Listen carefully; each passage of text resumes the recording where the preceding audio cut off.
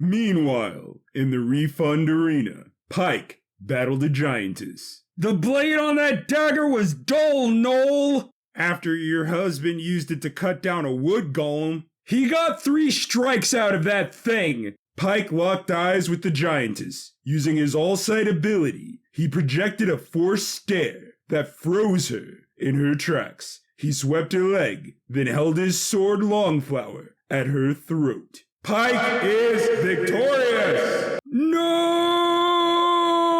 Don't get so bent out of shape, Carol. In the spirit of the holiday, how about I get you a sharper blade at half the price? I'll even throw in a sheath at no extra cost. Bless you. Just let me check my overstock. Pike made it to the storage room. Upon arrival, he was attacked by 2 snouting guards. After quickly dispatching them with Longflower, he found Nate. A green energy covered his body, bounding his arms and legs. Longflower, burn the evil! The light of righteousness emitted from the sword, eating away at the bonds until they disappeared.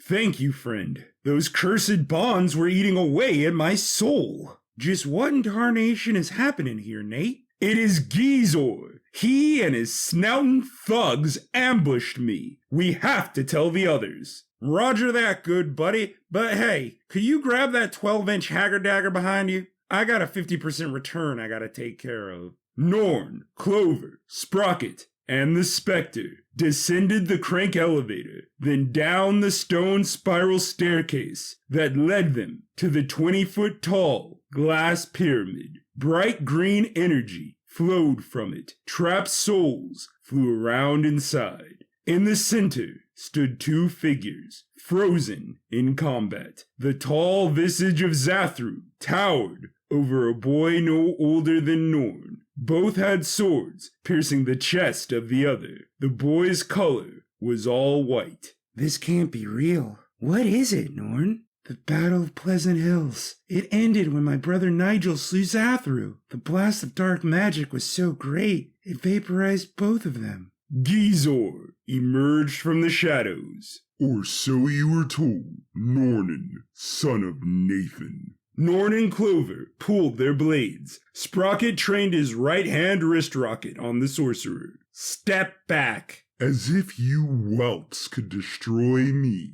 Besides, you are so close to discovering the mystery of your little spectral friend. What do you know of it? Well, little son of Nathan, you are aware that Lord Zathru was your maternal grandfather. Same for your older brother. When they struck each other, both swords had spells of protection. Instead of killing one another, their souls were placed in a holding pattern, along with many of those slain in the area. The 10-year solstice allowed me to free a soul to lure you here. Who do you think I chose? The Spectre is Nigel? Indeed. Gee-Zor waved his hand, grabbed Nigel's soul, and flung it back into the pyramid. Color returned to his body. Nigel's eyes looked towards his brother. Nigel! Do not despair, son of Nathan. Soon I shall free both my master and your brother. You will have the privilege of dying with him this time. I have captured your father. His soul is being drained into this very capture crystal. I had planned to abduct him from your home. It was fortunate to see the both of you arrive here this morning. Gee-Zor pulled the pacifier emerald from his cloak. Its energy was stuck at halfway full. Gee-Zor was dismayed. Norn struck the sorcerer, cutting off the hand holding the emerald. It fell to the ground and exploded. The soul energy hit the pyramid, causing it to deteriorate. Thank you, young man. Apparently there was enough energy to free my master after all. I must go to heal, but I leave you with a parting gift. Gee-Zor raised his other hand, sending a blast of lightning to destroy the crank elevator before disappearing in a puff of smoke. The ground shook. Sprocket extended his left arm. Grab on! Clover took his hand, then reached out to Norn, who had his arm around Nigel. Sprocket ignited his rocket shoes. They flew to the top, evading falling debris and the swarm of freed specters. They made it to the upper level of the store.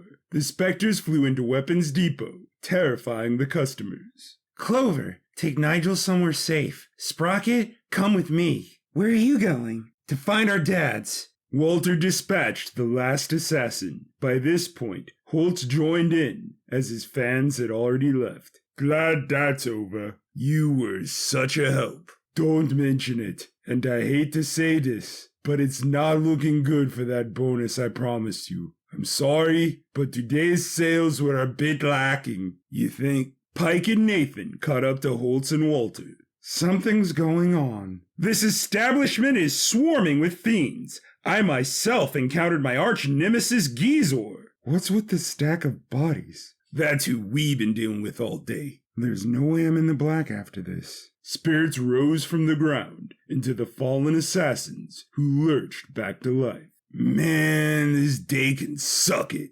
Gentlemen, raise your steel! Sprocket's voice came through the walkie-talkie. Flank to Porterhouse. Flank to Porterhouse. You copy? Copy. Where you at, boy? I'm with Norn. We've been looking for you and Mr. Grindamson. Some weird stuff is going on around here. I noticed. You just listened to BarbUrbia, The Battle of Weapons Depot, Act 3. This audio drama was written, recorded, performed, and edited by Drew Manning. If you enjoyed it, please stay tuned to this channel. Thank you for your time, and have a great one.